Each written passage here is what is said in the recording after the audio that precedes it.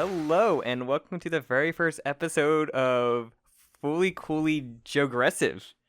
Fooly Cooly JOSKA-SKA-SKA. I don't know, so the names are still pending. So, what is this? It was JOSKA-SKA-SKA or JOGAZE. JOGAZE. But because unfortunately all the music references I thought of were taken by seasons already. But yeah, I'm Sam. And I'm Jim. Welcome. This is the first Sam pick, really. A series-wise. Attack on Titan's done for now. Yeah, we're done with Attack on Titan. We're starting something fresh, something new. This was voted on. I made on my Twitter forever ago a poll between this, Dragon Ball, Naruto, and I forget my last choice. Me too. And yeah, and Fooly Cooly won by pretty impressively. So it's called Fooly Cooly JOSKA-SKA-SKA. But we actually are going to be watching all of the Fooly Coolys. And if whenever the other two seasons that got announced come out, because who knows that schedule's going to be like the other two seasons. So wait, the new ones, are they called progressive? One's shoegaze and grunge. Grunge is, okay, those are the two new ones. So, okay, just to go over, Fooly Cooly. Yes. From my understanding, so this is Sam's pick. Sam, this is a big nostalgic fave for Sam. Yeah, this is one of my favorite animes. I've tried probably over 3 times to watch this before, and I've never been able to finish it. Which I'm surprised, because Jim loves the Gainax shit. I'm a huge fan of old Gainax. Yes. I love His and Her Circumstances. I love Evangelion. Of course, Gurren Lagann. Even Panty Stocking, those are newer Gainax, after Fooly Cooly. But I love Fooly Cooly. I love Gurren Lagann. I love Gainax. That's what I wanted to say. I love their ethos. It's very I've also seen the one I always think of that really reminded me of this was Otaku no Video, which I'll talk about that in a little bit. But yeah, I don't know. It was it's something I could just never get into, but I was definitely liking it more this time. Yeah. So we watched the first 2 episodes. Now that I have to watch Jim angrily to make sure he's watching it.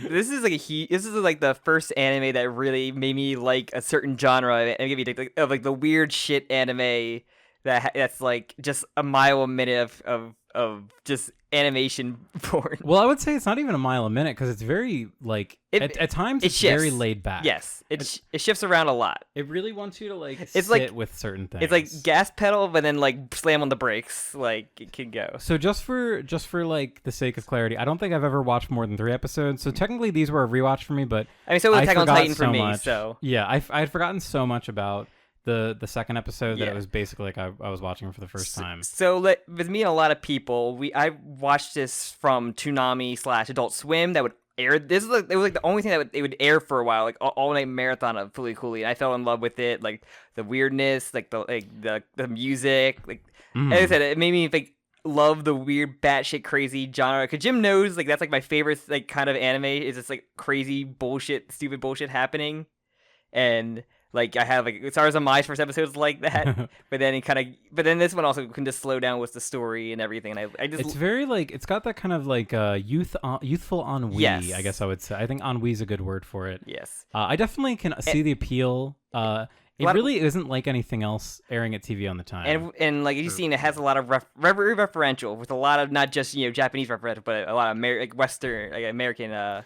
It's very it's really funny because obviously this came out when we were kids. So I do have something. Yeah, it came out in 2000, between 2000 and 2001, and that's an OVA, 6-episode OVA. So that's another thing that's funny too. It aired in the US as a TV show, but technically it was released as an OVA. Yes. Which Gainax were doing a lot batches. Yeah, and batches obviously because it went from April of 2000 to March of 2001, and so yeah, it's by Gainax and Production IG, a joint production of both of them. Which classic. Production IG, also great studio. Which also later on, I think Production IG alone, I think did the later follow-ups. Yeah, the follow-ups. So Gainax kind of fell apart and died. Gainax died a really sad death. Yeah. A really prolonged.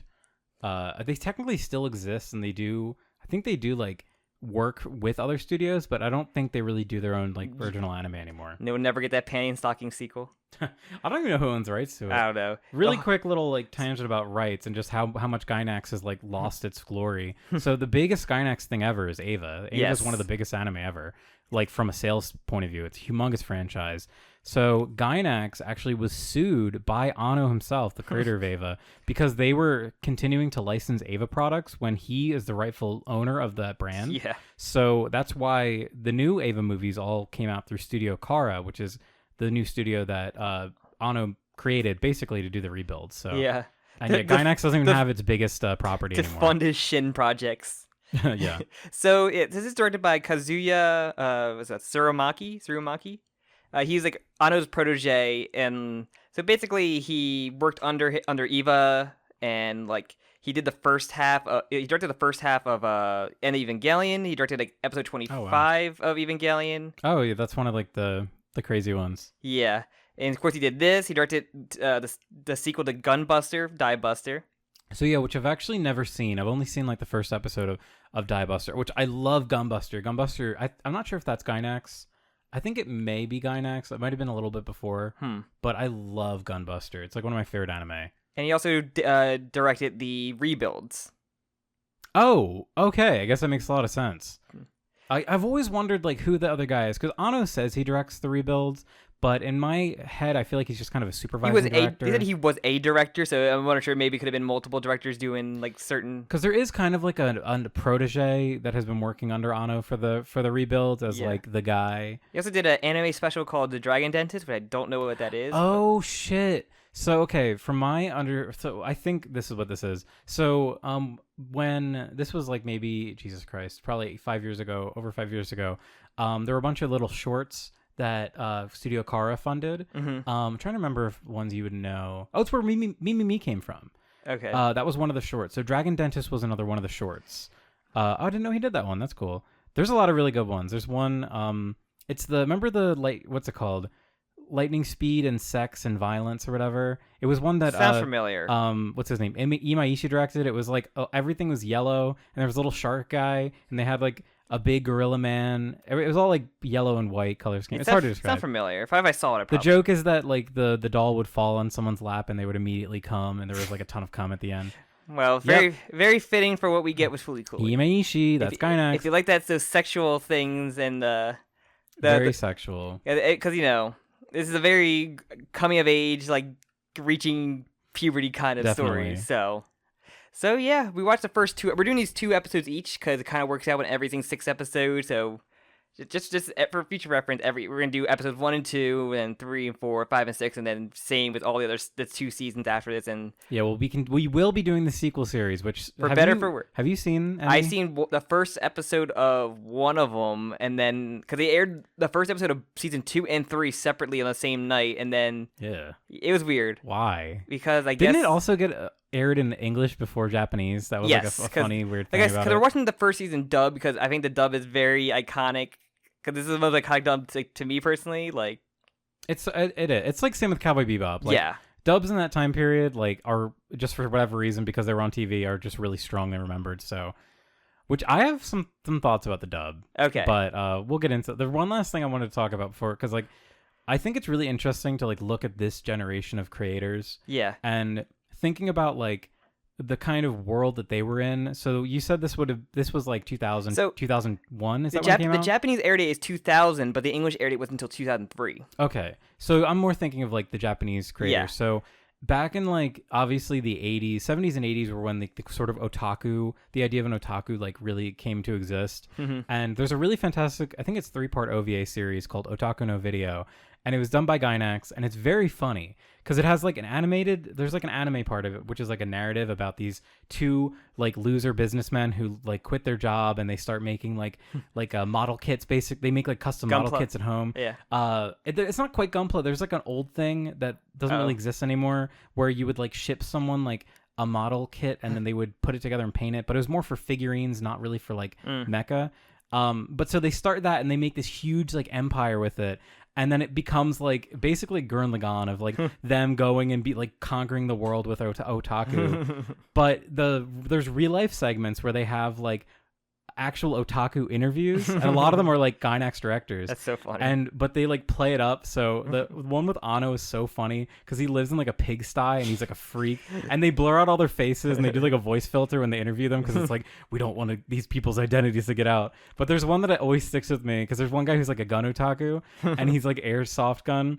And he's like, it's like at night, and he's like in the bush, and he has like a ghillie suit on. And he like rolls in with his gun, and they like interview him at night, and he talks about it's very charming. I highly recommend it. Talking to a video, but yeah, I just think like so these guys are reaching a point where like they're maturing not like in the 90s you had like all these wacky and wild crazy things that weren't like super serious in term of like tone. Like I think Ava is when you start to see like real kind of like explorations and like like with I'm talking about like the Gynax crowd, because the Gynax crowd were doing a lot of wild and wacky this stuff. feels like coming of age of them transitioning from from like kind of the wacky stuff he said to like the more I guess serious story thing, but still have a little bit of the wild wacky side. It's kind of like the transition where they have talking like, about mature subjects while also keeping like the wacky like style.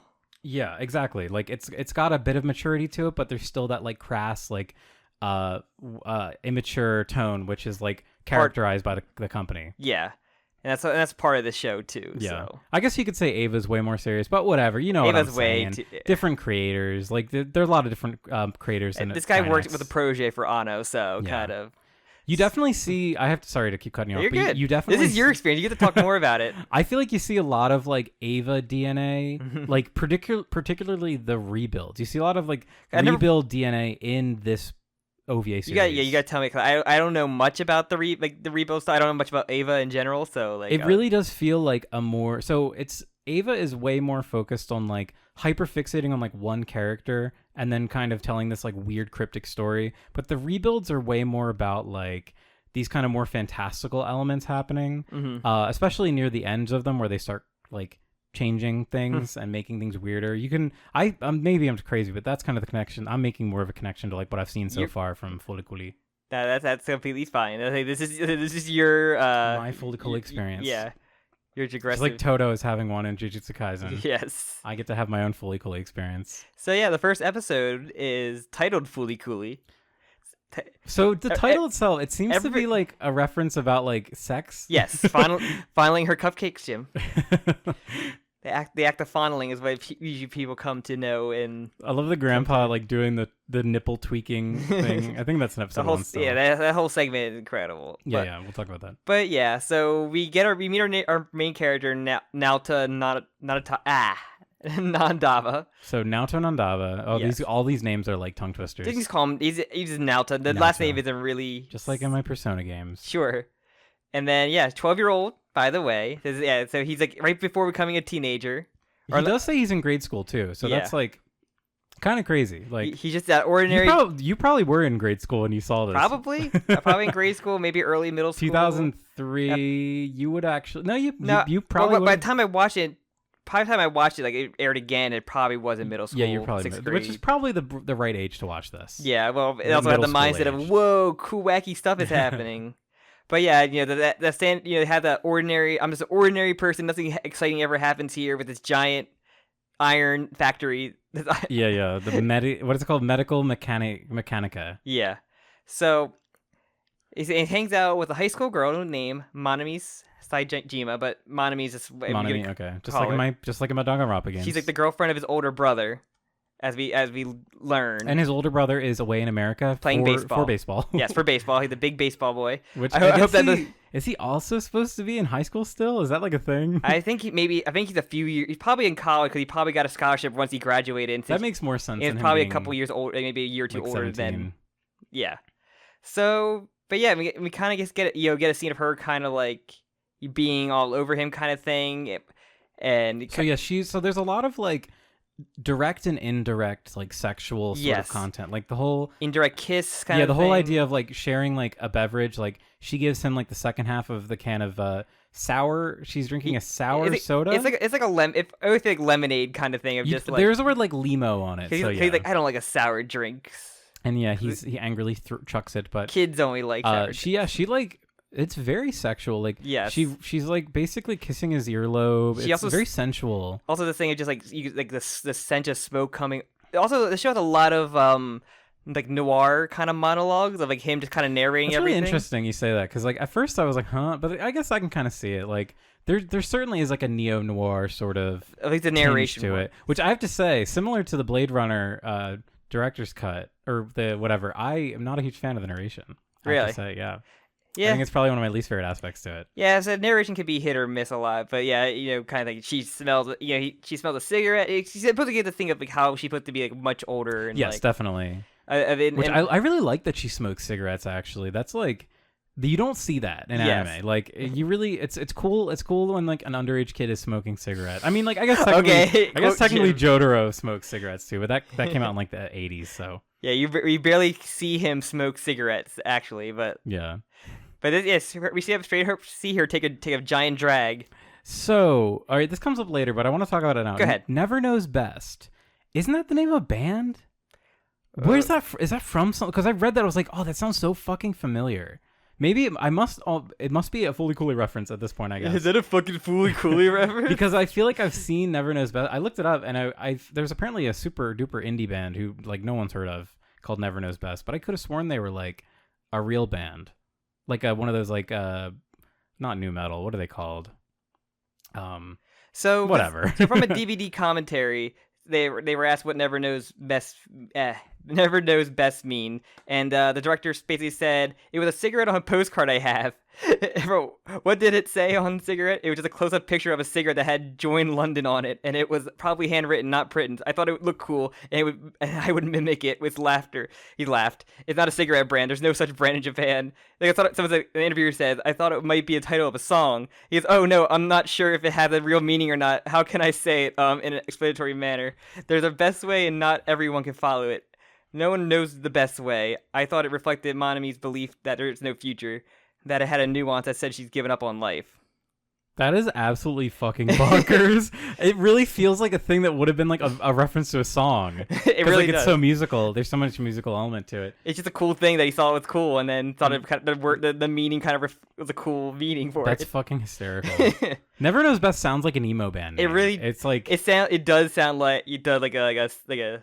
I don't know. It has a cadence of like an emo band. band. But yeah, a scene band. A very bright T-shirt. I would find a hot topic Yes. of Never Knows Best. Okay, but no. So we're still in the beginning. We're still in the first minute of Fooly Cooly. But yeah, I really like. I mean, I don't get me wrong. I like an anime that deals with like coming of age, like especially Ava in particular. I'm gonna keep making Ava. Like I said, this is Gynex. So you are free to discuss Gynex stuff in a Gynex product. Ava, a lot of anime do this because a lot of anime are aimed at this target like age group, and of course, I think a lot are inspired by like Fooly Cooly and stuff later on. But that whole idea of like being that age, not really knowing about sex or like how sex is like what it really is, but having like the feeling of, oh, this feels strange. Like, oh, like he doesn't quite understand what she's doing when she grabs him from behind, when she like rubs her breasts against him. Yeah, it's also in like he's uncomfortable, but he doesn't know why. Yeah, which I find that very fascinating. It's even because I remember that. Even to this day, Japan's like always really weird with romance and like sex and stuff like that. You know, in anime form, like it's hard to find an actual like talking about sexual stuff without you know. You know what I'm trying to say? Yeah, it's funny. You don't really see this too much in like American media. Yeah, I think this because a lot of the Japanese anime is geared towards that audience, so it makes sense. That's why the meme of like holding hands is like the most like sexual thing you can do in anything. Or like even a kiss is like hard to come by. Yeah, which is just really weird. Or a good romance is like hard to come by in a lot of stuff, even in romance novels. Yeah. Oh, what was I gonna say? But yeah, like that whole idea. Yeah, you don't really like see it too much. Even like going through, you know, learning these feelings for the first time. I feel like you don't get nearly as much unless it's like the entire show is like an analogy for growing up. And Ava has that too, like because Shinji's like a teenage boy and he's like awkward. And there's one incredible scene in Ava. I think we actually got to that episode. It's one of my favorite scenes. I think it's like so, especially for the time. It's so maybe one day we'll do Eva as a series. That'll be the white whale. But so in the scene, so Shinji has to go to Rei's house, and this is the episode where he's learning about Rei, and he has to drop something off at her house because she forgot it. And when he gets there, she's actually naked. She just got out of the shower, and he didn't know that. And he has the classic anime freak out. Whoops. And yeah, he trips over her and knocks over like a table or whatever, but his hand is like on her breast, her bare breast. But Rei, like the thing that I love about this scene is like, so Shinji feels awkward and terrified and weird, but Rei is like such a weird not human that she doesn't even like understand like the faux pas of the situation. Like she just basically gets up as if it was nothing and then puts her clothes on. Yeah. And it's hilarious because like that's a thing that this is a joke anime's done. Every shitty anime has a joke about a guy falling on a girl while she's getting changed. But like I love like in Ava, like they really draw this really weird feeling to it. Like how much more creepy it is. It's not paid for laughs. It's played more so. This is Rei is not a normal person. Yeah, and it's establishing like both Shinji and Rei in like extremely different ways. how weird their relationship is. But And I love Ava. And in this, like with Naota, I always feel like he is like that teenager who's trying to act cool. Oh as yeah, well, definitely. Which is very realistic because he's always telling people like how they should act. Like, he's always telling Monami, like, or Minami or whatever. Monami. Wait, that is from. Is her name Monami? Momimi. Okay. But he's always telling her like, oh, that's wrong. Like, that's late. Yeah. He's like that classic sort of like, I don't know, it's like a jaded elementary this is schooler. Kid stuff. This is how you should do, like, exactly. Cool stuff. Yeah. You hit an age where it's like, oh, you're not allowed to watch cartoons anymore. You're not allowed to behave like that anymore. He's acting like that, but he's also like feel like he's like also like the void left from his brother as well, and like everything they have to kind of deal with the leftover his brother has. But leftovers. She basically is. He left him with her essentially. Yeah. But and then we had the famous pink-haired woman on a Vespa scooter. Haruko. She comes in, runs him over. She trips over the can and just runs into him with the scooter because she didn't hit him with the guitar yet. So she was trying to hit him with the guitar. Yeah, but she fucked up. Yeah. She tripped. And she's calling him Taro.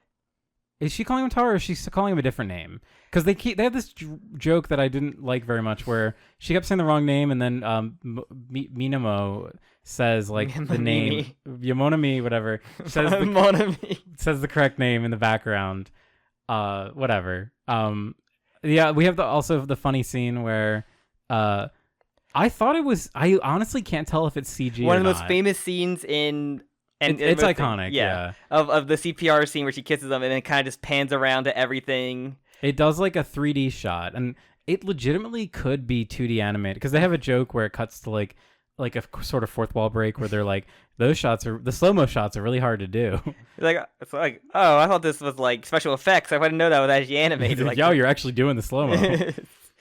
And then he gets revive, and then she hits him with the guitar famously as well. And basically leaves him with a horn-like bump, and he's bandaged for the rest of this episode mostly.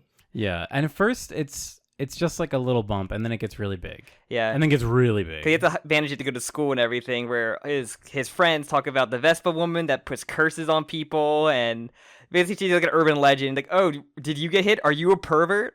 What are your sins, Naota? Yeah, they have like that. Yeah, that's an interesting discussion. I think that's kind of like the one thing I didn't really pick up on before is like the sort of peer pressure, and like because like at the time when you're a kid, I remember this feeling of like being in school and then suddenly, like, for example, cartoons weren't cool. Like Pokemon wasn't cool anymore. You couldn't talk about Pokemon. You couldn't play Pokemon, and it's really like the pressure of other kids that does this to you. And you see the kids, especially the boys. The boys are always like saying things. They're always like, oh, talking about these urban legends. Then they start saying he's a pervert. Like, oh, what's the bandage for? Like, oh, you. Blah, blah. I don't know. And then later on we see the kids show up again, and they're like constantly spreading rumors and talking about. You can shit. get your cat scratched to be on your wrist or something by accident, and people be like, oh, you cut yourself? Like, yeah, what's wrong with you? Kind of thing. Where stupid little things can just be like talked about, and you feel pressure to, or don't want to talk about the thing that happened from that because, what everybody else would think. Exactly. Yeah. Exactly. Yeah. And that's why I think that's why he behaves like the way he does. Yeah. And then he goes to the hospital where the nurse with their questionable accent. Well, yeah, this is actually pretty funny. This scene is so weird. Like the pacing is so fucking weird in this first. It does half of this episode. Like I said, this is when she step on the gas, but like. The weird thing it does with it, because she speaks in like a really funny, like bad accent, but it also just like at the same time like blends into like another like taped over line of her speaking in her normal voice. Yeah, it like transitions into it. It's so interesting. And then so she did X-rays on him to like, or whatever. They're doing like inspections. She's making like bullshit up. She's like, oh, you have a like teenage boy skin disorder or something. He's like, that's not real. And then the one shot I really liked was you see that she tied the doctors up. Yes. The doctor and the nurse up. Nice little touch. I love that. And I like the gag too about how she kept the nurse's outfit like the next day, or the next episode, she's like still wearing it. But yeah, like they just have a lot of like really big slapstick. Yeah, that's it. The show really runs on tune logic. It really does, yeah. Of just like you can get like wrapped up around the wheels and like survive like horrific like injuries. Mm. So But then like he gets hit in the head and it's like a real bruise. well, yeah, it's also getting something out of there. But so he goes home. That's when we get one of the other famous like animated scenes, which is the manga scene. "Quote unquote" animated. Yeah, which is just like so. Well, it's like there's some like motion. There's animation in there. But like it's kind of crazy. They went to like a motion manga style for this. I love that.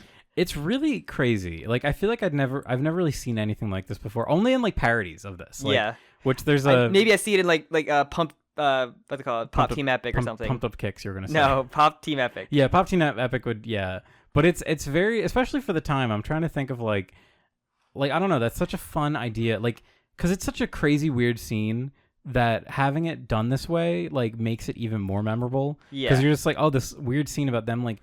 It's so chaotic and it's so crazy. It's a scene where he's seeing like as we learn her name, Haruko Haruhara. So Haruko. Basically just Haruko, and like she hit his dad with her Vespa, and which he looked really fucked up. He had a ton of bandages on. He didn't give a shit. Yeah, but he loves it. He loves it. Yeah, he's a pervert, but and his grandfather is also there about like they talk about Fooly Cooly. Which they don't really know what it means, but you basically kind of the fondling of one's boobies, essentially. Yeah, it's one of those things where it's like it's almost like when you discover a slang term that you know it's naughty, but you don't know exactly what it means. Yeah. So it's like, oh yeah, Fooly Cooly. Oh yeah, they're pitching woo. Yeah, and so basically it's like an elaborate setup that she did to just weasel her way in there to be like the housekeeper maid. Yeah, so she's making up the running him over by being their new housekeeper. And she basically has to. Like, she basically lives with him and everything now as well. And also the thing of, like, oh, yeah, they did mouth to mouth and everything. Yeah. She kind of seems like, oh, we had something, like, something closer than anything you can imagine. Yeah, which she's really playing it up, and he's so embarrassed by, like, the classic sort of, like, yeah. You don't want to touch a girl. Ew, gross. That whole thing of growing up, like, girls are gross, man. But, yeah, so Haruko is, like, in a room. She talks to his cat a lot. Yeah, so she's like reporting. It's like she's reporting her mission. Yes. So this is where she also says she's an alien. Yes. So there's a lot of thing of it is like, is she for real? Is she just bullshitting? It's just going to be one of those things of like, what do you think? Is she just like a crazy person? So I've always heard people refer to her as an alien. So yes. I think that she is. Yeah. Well, maybe we find out for sure in the sequel series or at the end of the series. We go to her home planet, maybe. I don't know. I know that there's a lot of weird stuff, especially we have this tease of like the medical facility is like doing weird shit, but she does have like weird. She's probably the weirdest character. Yeah, because she had like a chain bracelet, like you'd be like locked up on like. Yeah, it seems to activate when like something comes through his head. Mark. Something comes through his head, essentially. Yeah. So yeah, and also she has like a chainsaw effect on her bass. Yeah, she revs up her bass. I like that. The love for the bass really a lot came from this as well. Yeah. But what's it called? So yeah, they talked in her room about everything. About you can't take my bunk. Why are you rooming with me? Like the top bunk bed's my brother's. You can't touch that. Like don't touch it. And yeah, and then he basically just goes downstairs because. Well, so what happens is because there's nowhere else to sleep, she sleeps in bed with him. Which that's kind of another trope too. It's like like sharing a bed with a woman. Like that's kind of like another like coming of age thing I've seen in a lot of anime. Yeah. I think of what's it called? Is it Noragami that does a scene? There's a couple animes that do a scene where like the guy's like laying next to a girl and he wants to kiss her. I think Noragami might do that. It may have done that at one point. I think Ava kind of does that with Asuka. I think there's a part where Shinji's laying next to Asuka and he really wants to kiss her and she's sleeping. I don't know. Like there's something very like real about that feeling of like a young kid that doesn't really understand like that's fucked up. Like it's fucked up to. It's a tense situation when you're a kid like that in a moment like that. You're still like you're learning. Like I don't want to admit that I like a girl, but these feelings are like telling me otherwise, kind of thing. It's a puberty thing. Yeah. That's what we should call this show. It's a puberty thing. It's a puberty thing. But yeah, he goes downstairs because he's going to sleep on the couch essentially. But his dad says, "Mamimi showed by, get her day old bread from their bakery." Oh yeah, also they run a bakery. Yeah. But she showed him. So that was a good like little detail. Like she took photos of when he got hit. Yeah. So he saw photos of him kissing her basically. Yeah, and also when asked if is her family poor because she wants to get all this cheap old stale bread essentially. So I think she's homeless. It seems like she's homeless because she's like always by the creek. It seemed like she was washing herself and her clothes in the water. Yeah. But yeah, I don't know. for interpretation. Pretty shitty life, I would have to say. But yeah, for this poor girl. So he finds her and she tells him like how much she like in love with his brother essentially because they were boyfriend and girlfriend. But we find out that he tells her that he has an American girlfriend. Which I really like how that's revealed. Like Haruko is going through all his belongings. The whole room is just like upended. Like she's just snooping through everything, and you don't even see their faces. Yeah, you only see like part of their faces, and you can see that she has like blonde hair because she's American. Yeah, and in anime, every American has blonde hair. That's how you know. There's no blonde in Japan. That's the Linkwit style. If you have blonde hair, you're a Tokyo Revenger. If you have blonde hair. You're a Tokyo Revenger. You're still hung up on your middle school girlfriend. Yeah. Sorry, we can't. That's when you peaked. Naruto peaked at 12. We can't fall back into that again. But so, and then, so she had this thing in the first part of the episode where she said, like, she needs to express these, like, her like, physical attraction, her urges. Otherwise, she said she'll overflow. That's like her thing. Which she does after she hears about the American boy. So, yeah, she does. It's strange. So she overflows, but it seems like it causes Naoto. Is that what happens? So Naoto's the one that actually, like, well, that's when the TV-headed robot and like a hand comes out. So when she overflows, she looks like she's feeling pain or something. Yeah. But does anything happen to her here? Does she just fall over? Like, what happens? Maybe we gotta find out. Because she, like, passes out. I think that was kind of the joke. Maybe we gotta wait to find out some stuff. Okay, so yeah, she passes out, and then that's when the robot comes out, which this is another cool thing, like, talking about episode 2. So a hand... The robot guy, what's his name? In that second episode, he gets the name Conti. Conti. So Conti jumps out, and then there's a big robot hand that comes out, and that's the whole fight. But it gets like cut because it comes out and it gets like the thing closes, so it just shows just like an arm left. Yeah, and so because it has, it's like grabbing him while he's trying to come out of the head. And because it has, like, huge wires on it, you know that, okay, this is part of something bigger, Jim was which is awesome. Yeah, Jim was like, oh my god, I fucking love all the rope animation. the rope animation and the cord animation in episode 2 was so fucking awesome. Nothing, for some reason, watching, like, heavy cords be animated, it, like, I don't know. There's something in my stupid caveman brain that loves seeing it. And yeah, some cool animation. I love Naoto being stuck on the robot. It's really funny. It's funny that he's, like, because... It would be so easy for them to just have the robot fight just be an epic robot fight, but to have it be like, yeah, Naoto is like stuck on it, like in a really stupid way, and then it's only fighting a hand, but the way the hand fights is so cool. Also, the arm of the arm opens up like a mouth on like the wrist and everything is really cool. It has like an eye. It's just really fucking cool. It's like this is like classic Gainax. Yeah, it's almost like Gainax knows how to make awesome looking mecha. It's true. Even Conti has like a really unconventional, iconic design. It really does. I don't know if you've ever heard of it or seen it, but there's an OVA called Dead Leaves that yes, I know that Imaishi did, and one of the characters has a TV on his head. Yeah, this in like I feel like this could be a Jet Set Radio character. Oh my god, that's the other like really big vibe. But yeah, and that basically the robot fight happens really cool. Haruhi like hits on the head, and it kind of goes from red to blue. Yes, so yeah, it starts out as red, and then it turns blue. So and you're like, why did Haruhi do that? It almost in like basically like Haruko. Basically dociled it, and it now like lives at and like works at the bakery. She basically like made it dumb. She gave it like stupid pills. Concussion protocol, you know. But yeah, and that's the end of the first episode. I think it's one of the strongest first episodes, like very, very iconic first episode for me. I always can remember a lot of the scenes from this show. I really like the part at the very end. I think it's in this one where the robot's starting to make the bread. Is that the very, very end? I can't remember. It might be the very, very end. It was either that or the next episode. I really love that they're just like forcing the robot to just work at the bakery now. She's supposed to be the maid, and he ends up being more the maid than anything. Yeah.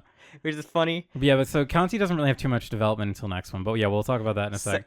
But yeah, I liked it. I definitely have I've struggled to get into the series before. Yeah. But I feel like I'm really picking up a lot of it now. I missed it. Like, if I'd seen it when I was in middle school, it would have probably hit. I'd probably love it. It'd probably be a huge fave. It was easier to find and watch than find and watch Eva as a kid that time. It's funny though, because Eva also did come out on Adult Swim. Yeah. Which is crazy to think about, because Eva had like a weird licensing hell for over a decade. I think with Fooly Cooly, they would always marathon it. It's why the sequel series debuted and was probably helped funded by Adult Swim. Yeah, I wouldn't be surprised if it was funded by Adult Swim. Yeah. Well, the new one was like explicitly teased by Adult Swim. Yeah. So the new one. It's like kind of the it's kind of fourth and fifth attached to it seasons. now, which I'm kind of surprised because they weren't really well received. Like one's usually like Yeah. received as mid, and one's like not good. Yeah, I remember the first thing that anyone said when they announced that was like, why? Like, why are you just like bringing back this nostalgia property? Where at least the new one has like a different animation style, so a lot of people are more have like, interest peaked a little bit more than those. If it is like cool 3D like CG animated, I'll be down to check it out. I mean, we're gonna have to watch it for this, but yeah, I'm curious. Like that little teaser I was like, damn, that actually could be fun. Like, but I don't know. I'm extremely pessimistic about the sequel series. I feel like same. it's just I don't understand why they do this. I do, but I don't. We'll get there. We'll get there when we try to take guesses what's going to happen at the very end. Yeah. So yeah. Anything else about episode 1 before we move on? I love this. I love the first episode. It's very iconic to me. Like I watched it so many times, but we didn't really talk about like the design and like the backgrounds. It's got like very pretty. It's very pretty. It's got a very dream-like feel. I think that's kind of like. It has that. I felt like a lot of things was like very. There's a lot of Kill stuff I felt in this because like it has like that kind of like fantastical like city, but with a giant like kind of like monument, like very early Kill, which is like the weird city they live in. And like it had those details, but also can just be like also just goofy, like not really detailed areas. It captures a lot of that like classic sort of suburban Japanese aesthetic. I also the kind of design was also I saw a lot in Gridman that Trigger did later on, where it had a lot of that countryside like town more so than anything. But I love any scene in an anime that takes place at a train crossing. Train crossing. That part was really cool. Or a what's like the river. The riverfront. Yeah, which that is like a meme almost. It really that's is. in like every anime. It just must be like a common thing in those in those areas. Like, when you think of that, what do you think? What anime comes to your mind that setting first? Unironically, Zatch Bell for some fucking reason. I always think of Nichi Bros. They like high school boys because that's where Literary Girl like had the moment. Oh, with that's her. right. Yeah, that's right. But yeah, I love that first episode a lot. Like it's Fooly Cooly. It's very Fooly Cooly is a good way to describe it, I think. But yeah, so that one aired in April, and the next episode aired in June. All right, before we get to the next one, I do want to take a short break. Okay. To get a drink of water. All right, because we are talking about fire next episode. Oh, and I'm gonna be burning up, baby. We get a drink. That's pretty good, right? And we're back. So finally, we can talk about episode 2, Firestarter. Fire Walk with Me. No. Starring Will George. Smith. Yeah, Jim, good one. Okay. So you want to take that back? Yes. Too late. But so we start out. We look at his X-rays that he got. Was now his head says empty because an NO portal that cannot be easily detected on the X-ray. Yeah, she keeps saying his brain is empty, and he now has 2 new horns. Yes. There's a bump coming out of the front of his head, and then there's like a huge fucking banana coming out of the back. Just push it. Just push it away. Push it in. Which, it's so funny. I'm so stupid. I didn't realize. I was like, why is he wearing that weird headband the whole episode? It's like, oh. Near the end, I was like, oh, clearly he's suppressing his horns. So, as you can guess, so these mechs are coming from this portal that's in his head, and Haruhi, I guess, hitting him in the head with a guitar kind of set that off. So she did it. She triggered something. You don't know. She triggered Gynax. She triggered Gynax. She triggered the animators to draw stuff out of his head.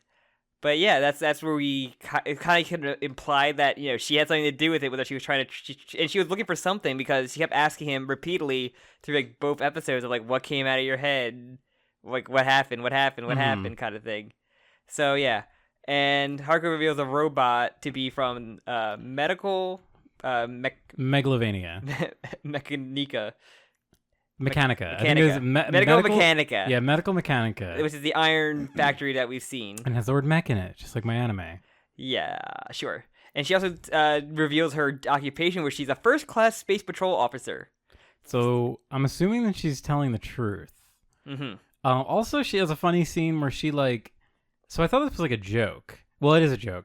But she like there's like a strobe light, and she has like a costume change out of the nurse costume into like her Civilian outfit. No, she has like a weird like angel thing. She has like angel wings and a halo. And then she like does a whole bit. But then later on, like very similar to the robot's design. Well, yeah, I think the robot takes them. I think that's the robot takes them with them and puts them on. Yeah. Which so he ties that little back headpiece. He ties the halo to, which is I always find it like nice little touch. So he doesn't speak, but he does. There's a time he when, reacts. Like, he reacts. There's a time where like there's text on his face, but it isn't translated, so I don't know what it said. I think it's like a report or something that I can't remember. It's not important.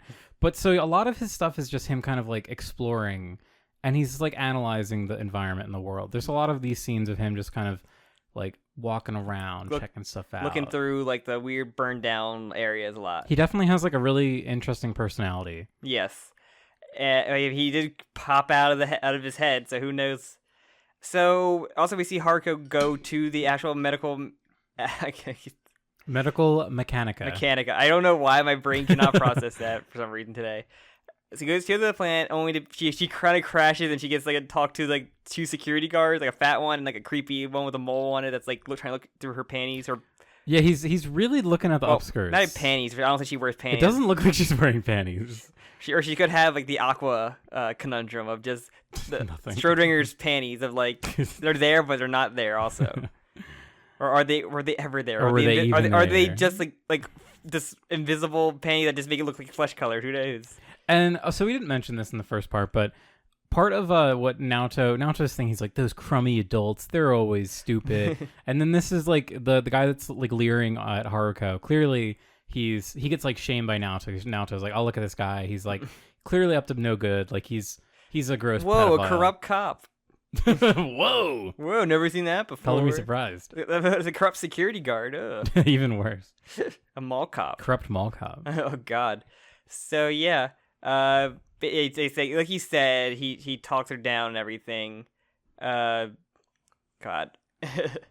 So yeah, as we see the Mamimi like in her usual area, but she spots the robot, which we is named Kanti, as we learn through episode. But she's kind of like watching him. So she names him actually. Yes. So she's playing this video game. It's like a handheld game where you play as a servant of Lord Kanti, who is like some sort of flame god. Yeah. And your goal in this game is to burn a city down. Yeah. And that's all you do. And then there's part of like, it's like when you play Sim City and you only want to destroy the town. Except there's no building. Yeah. Like what's his face? Naoto has like a monologue later on. It's kind of like a very Ava moment actually, where there's like a lot of random shit happening on screen. Yeah, he describes the game, and the part of the game is like there's no creation. Like all you do is destroy, basically. You just burn shit down. And she also thinks he's a guy because, like you said, he's wearing the wings and halo while he's like soaring through the sky. He does start flying around, yeah, which I really like that scene. It's a really cool setting. Like the colors and backgrounds in this episode are really, they're very dark and like it's weird. It doesn't feel like scary, but it's like a lot of wastelandy stuff. It's really good. It's like a burned down building, so it's very ashy and like everything kind of looks dead. But it's just like this angel looking godlike creature just like soaring above with like this light piercing on him and everything. And he's just kind of like having fun. Like he's just soaring like a bird. Yeah, I like that he's just kind of like doing stuff. He's not really like he is like analyzing like these like red chips that he's finding, and so we learn it's a burned down elementary school. Yeah. But we don't really know like what his purpose is. Like he's just kind of like doing shit. He's just exploring. Let the robot explore.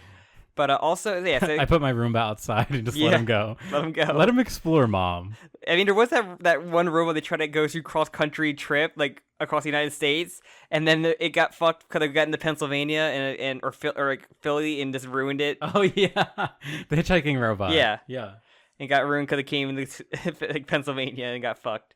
So yeah, like you said, she had like the Tiger Electronics like handheld game, which is just like really like it's just really simple. Like it's like a really cheap game, but you just burn every building down. Commit arson. And that's the theme of the episode.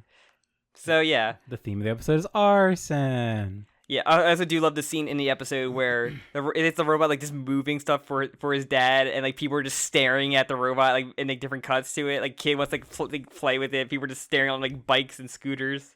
Yeah, it's a funny little like it's like separating how his dad is with Naoto, because Naoto is like, Dad, what are you doing? Like, we have to keep that secret. It's weird. It's strange. He's our new employee. Yeah, and the dad doesn't give a shit. Like, which I'm more on the dad's side here. It's like, who gives a shit? Like, if it helps make our bread a little quicker, why not? But it just shows how like Naoto is very insecure. He's really it's like a teenage boy. He's like hiding shit. Trying to be cool like, and like. yeah, he doesn't want people to think he's weird or Well, different. Dad, it's lame.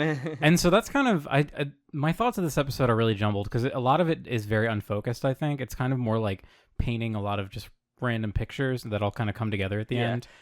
But so we also hear that there's been fires going around the city, like an arson attempt, and Naoto's friends talk about like they actually go visit like the elementary school, and we kind of as we learn, and also talk about while they're on their way there, they talk about like a high schooler being bullied. Like they see Mamimi in the water, yes, and they say, which is my favorite part. yeah, because you see her shoe, and like, oh yeah, she gets bullied and everything, and like she looks, and you see her face, and She looks like fucked up. Yeah, she looks like she's like strung out or something. Like, yeah. So this is my favorite scene because Naoto, like, clearly he has some affection for her because he hangs out with her. Yeah. And she's basically all he has, or vice versa. Both.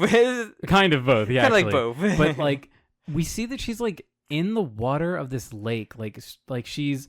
Like, is she washing herself? She's wringing her skirt out. To me, I was like, is she homeless? Is she literally like cleaning herself? Did the bullies like throw stuff on her and she's trying to clean herself off because of that? Like, it just seemed, and like, I don't know. The weird thing was if she's homeless and poor, I think she would react more negatively to losing her shoe than just letting it go. Yeah. Where I feel like she'd probably be more like precious of that, especially her. Well, I guess that's kind of the thing because she lets her Game Boy drop later on. I know it's not a Game Boy. We also meet her. And then like that is like kind of a thing because she kind of seems like she's given up on life near the end of the episode. But we also see her. We also get introduced to her cat in this as well. Oh, does it kind of a name? Takun. I think it's named. I think it's named after her brother. It's named after him. Well, the Taokun is what she calls him. Yeah. Which is the which is kind of confusing, but yeah. And then we get that scene where all like him kind of realizing that she's the arsonist kind of thing, of like all the stuff, kind of information going through his head. Yeah. Like, a very I think probably like a very Eva thing of just like. It's very much like the last two episodes of Ava, where there's a lot of like text on screen. People talk like, memories like, all overlapping over each other and everything. Yeah, it's a little more chaotic than in Ava. In Ava, it's a little more focused, but I mean, it's just a whole different thing. And the remains of the elementary school, as we learned, that's where she met his brother because his brother apparently saved her. Yes. And so I guess maybe he is supposed to be a little bit older. I guess that makes sense. That's what it seemed like. And yeah. And then there's kind of this question of like, oh, did she start the fire? Is she the arsonist? Because like we have this connection for playing the game, and then right at the very end, she's she might be the recent arsonist, but is she the like? Did she set that fire when they were kids? Yeah. Like, but then like she's also ritual? smoking. I think the thing that like makes Naoto make the connection is when she's smoking the cigarette again. And like it doesn't light up like a normal cigarette. It's like a bright orange glow. Mm-hmm. It looks like a out of control fire, like a very like, evil kind of fire color. Yeah. Which is really cool too. I like that they're bringing like the cigarette smoking back from episode 1, like because that to me that really stood out. Like cigarettes are cool. Cigarettes are fucking cool. You heard it here first. No, I hate cigarettes, but in fiction, when someone smokes a cigarette and no one gets hurt, it's great. It's like cooler looking than vaping. It is. Vaping is for losers. I'm sorry. Unless you're trying to quit smoking, then I guess vaping's like maybe a little less bad. Very little. I think vaping's still probably pretty bad for your lungs. I mean, everything.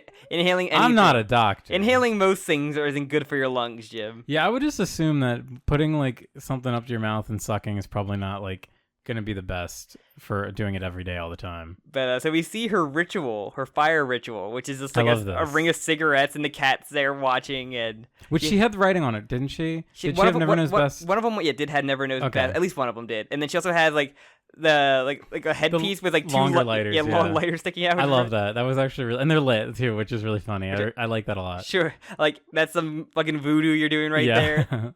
She has basically like a summoning circle, and she's trying to like summon Vati. Yeah. Vati Vidya. What's his name? Which one? The demon that's the show. So yeah, she names like the robot Kanti. Sorry. Yeah. I was like, hey, she tried. Yeah. Because like she keeps calling him like Lord Kanti or God Kanti. There's also a funny scene where Kanti shows up. This is before the very end. He's literally right there, but she's like revealing like that she hates her school essentially, and she fell in love with her brother when he saved her.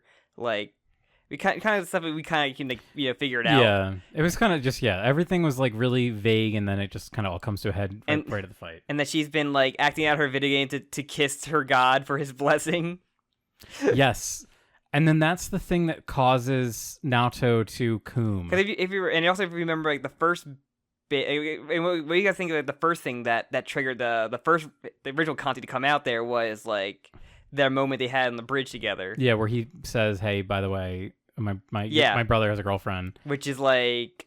And maybe seeing her reaction to that like probably triggered something like like seeing her reaction is like maybe just seeing this girl he might have feelings for like kind of be heartbroken, probably fucked him up a bit, or just maybe just like realizing what he did after he said it was like hit him. And then so the cool thing is what I really like the detail is that the rest of the robot comes out from the first episode, and we get to see his full design, and he looks so fucking cool.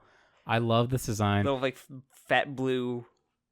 Even the arm was like gray, I think, at first. I think he's like grayish, isn't he? I'm not sure. It's hard to tell because you don't really get too many shots of just him. Most of it's like chaotic action-y, but this is really cool. He has his butt kicked in the fight, but it's really fucking sick because like Conti is fighting the hand basically, and Haruko like zips. It's like the same thing as the first episode. The fight happens. Haruko has to drive there with her Vespa, and she's fighting like the main body while the hand is fighting Conti, and it's so cool. Like that's where the epic rope animation, the cord animation is, and Ikoum. And and then basically the robot goes in and is literally about to hit Mamimi, and he Naoto saves her by just checking her out of the way, and Conti lands next to him, and like that kind of triggers something. Like it triggers something off of Naoto onto the robot, which makes a symbol appear, and that's when he consumes him, and they kind of fuse together. He makes like a big. It's like what's that Pokemon Mawile? He gets like a big Mawile mouth and eats him. Yes. And so he gets his red state back, and he transforms it basically into like an artillery cannon thing. Yeah, it's really weird because like part of it is like looks like brain. Like it looks like a big massive brain and like the base. I love that like the back of it. It's kind of like got the biomech thing going on. Yeah, I really do fucking love that. That scene is really cool. I mean, the animation is just incredible. This is like peak Gainax. Like, yes, just incredible, and it's also OVAs. Like OVAs traditionally look amazing because they just have more like budget, more focus to it, like more time. It's not like they need to hit like a animation airtime deadline. Like these were released over the course of several months. Yeah. So yeah, it just looks awesome, and then he gets shitted out after the cool fight. Yeah, a toilet paper picture appears. He's out of toilet paper. He poops him out in a brown color, and he smells. He's sticky. Oh, the one thing too. So it shoots out the artillery shell, and it like puts a huge hole into the bad guy. Then Haruko finishes him. Yeah. Then the artillery shell like arcs back and goes back inside. Yes. The mech eats the cannon eats it again. Did it shoot out the weird like Naoto in a way? That I kind of was thinking that clearly it needed to come back, so it must have been part of him. It shot. It's like little like it's like a fusion. It's like imagine if like Gogeta from Dragon Ball Z like they fuse together. It's just a tech that shoots out Vegeta and it comes back and it has to like keep the fusion up. But yeah, and then basically the cops are coming because they were investigating arson like literally down the block, and basically he had come to the realization like he wants to stay by Mamimi's side after that. Like, he doesn't know why, but he had that feeling for the first time to really want to stay by her. He's horny. He doesn't know that yet. He's unlocking his horny power, which turns you into a giant robot. Yeah. If only girls knew. If only girls knew. That, that when men get horny, they turn into giant robots. And they grow a human horn out of their foreheads. Yeah, we have to hide that. Yeah. That's why we always wear so many Band-Aids. When them crazy bitches hit us with a bass guitar. It's crazy basses. When they make bass face at you. Yeah, bass face. Have you've seen bass face, right? Bass face? Wait, is it all screened out of bassist like in mid concert and they make like the most like ridiculous? I've never heard of bass face before. I've heard of brace face. So, but never bass face. Hold on, because it is a term. It's really stupid. But does Haruko make bass face? I guess Haruko makes bass face, right? She does it a few times. She makes a lot of funny faces. What the fuck? It's the face you make when you're playing the bass. Where you're really it's just like any wacky little face. Mostly basses do it though, but it's not like it's not like saying like when I say someone is doing the O face, like you know what I mean. That bass face is different. You're really wackily into playing the bass. You're just making a funny expression while doing the bass. So Haruka makes plenty of those bass faces. All right. Her smug. Said So that yeah. way too many times. So basically, yeah, that's the end of the first 2 episodes. So what you think? I actually really liked episode 2 a lot more. Mhm. I think it really succeeded with like the character development and the theming. And that one scene of Mimio, whatever, Mamimi. coming out of like, or like washing herself, like looking, almost making eye contact with Naoto was like haunting to me. I was like, what is wrong with this poor girl? And one other scene we didn't talk about was when they go back to his house and they all in a rotoscope section. Oh yeah, we gotta talk about. I wonder if that was done by the guy that did the episode of Gurren Lagann that no one likes. He also did the episode of Dororo, which is also not. He did an episode of that, which is horribly animated as well. Oh yeah, he did do that. Dororo has one episode that's horribly animated, and it's conveniently done by that guy who did that one bad episode of Gurren Lagann. Yeah, I wonder if because I know that guy is like he's kind of respected, even though he's hated. It depends who you talk to. Yeah. I'm just having bad Gurren Lagann episode. The Gurren Lagann episode. It's really interesting because you hardly ever see rotoscoping in anime like this. Like this is crazy. But it's like always like when it cuts away from like the one standard shot, it goes to like the rotoscoping of like them, and it's like very wild to see in like a 2000 anime like that. Like it's so weird, right? It is very strange. The only anime that I can think of that does like proper rotoscoping, like that kind of rotoscoping, except this is way really like. This is crazy and like hectic and sporadic. That's like not. Is it done in anime and not like an OP or ED rotoscoping? Yeah. But like the only anime I know that does that is Aku no Hama or Aku no Hana, which is the Flowers of Evil. If you've ever heard of that, it's a very like I don't want to say standard, but it's like a horror manga that has a sort of like standard style. But the anime went full rotoscope, and it looks like actors like. It's like really like one-to-one rotoscope. It's weird. It's very jarring. Like people like really like it. Who don't like the source material? Like people that love the source material tend they watch to it not more like it for the animation than you do for the plot. Yeah. But yeah, I thought that was really fucking cool. Of like out of nowhere, and just think of how many different styles just come out of these first 2 episodes, and like this is not going to be the first nor last of like weird style scenes. All right, so. Okay, it's funny. I took an FLCL rotoscope, and then the first thing I got was Aku no Hama, the Flowers of Evil. That's funny. So I looked up the guy that did the Gurren Lagann episode. His name is... Boo. His name is... I just lost it. Osamu Kobayashi. Okay. Osamu Kobayashi. Because I did have a list up of the episodes, and each episode seemed to have... Oh my god, he died of kidney cancer last year. Oof, sorry. Oof. That's crazy. My bad. Oh my god, sorry. I feel sad.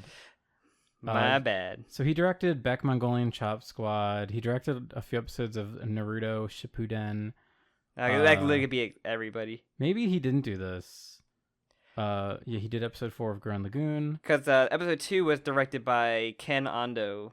And written by Yoji Enokido, so maybe he didn't do that. Oh my god, that's horrible. I feel terrible now. I didn't like that guy's work at all. Me neither. That's so sad. It is big sad. Damn, he was so young.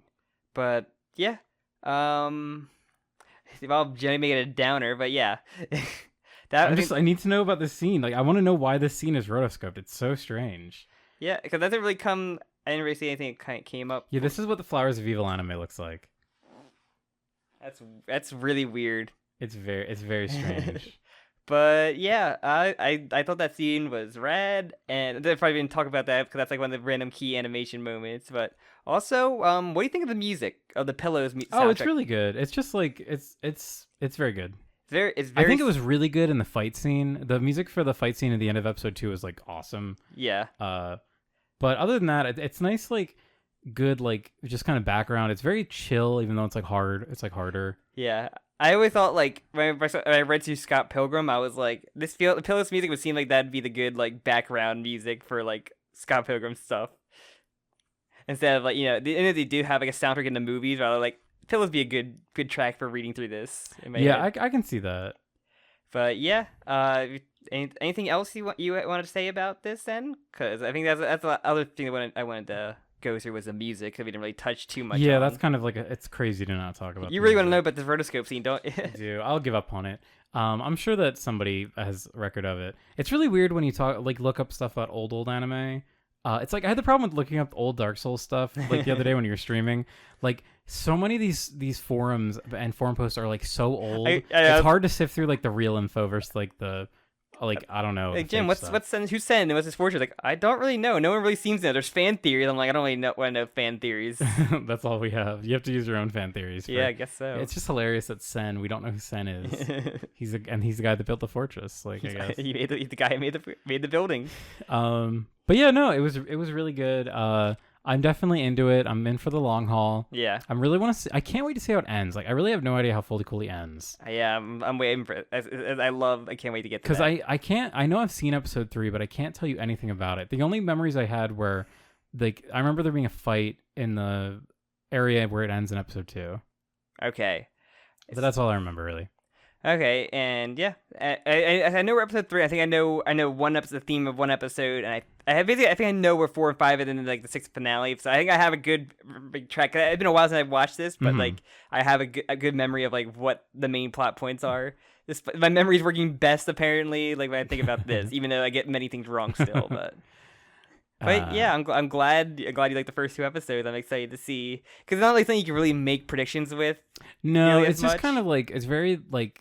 It's like water. Like it just kind of has like a really its own flow to it. It just kind of does what it wants. It's like poetry. Like I assume that there's probably going to be like a big anime fight. Like I can't really even tell. Like I forgot that he goes inside the robot. Like he gets in the robot. He gets in the robot. I don't know if that's even going to be like a recurring Not thing. intentionally.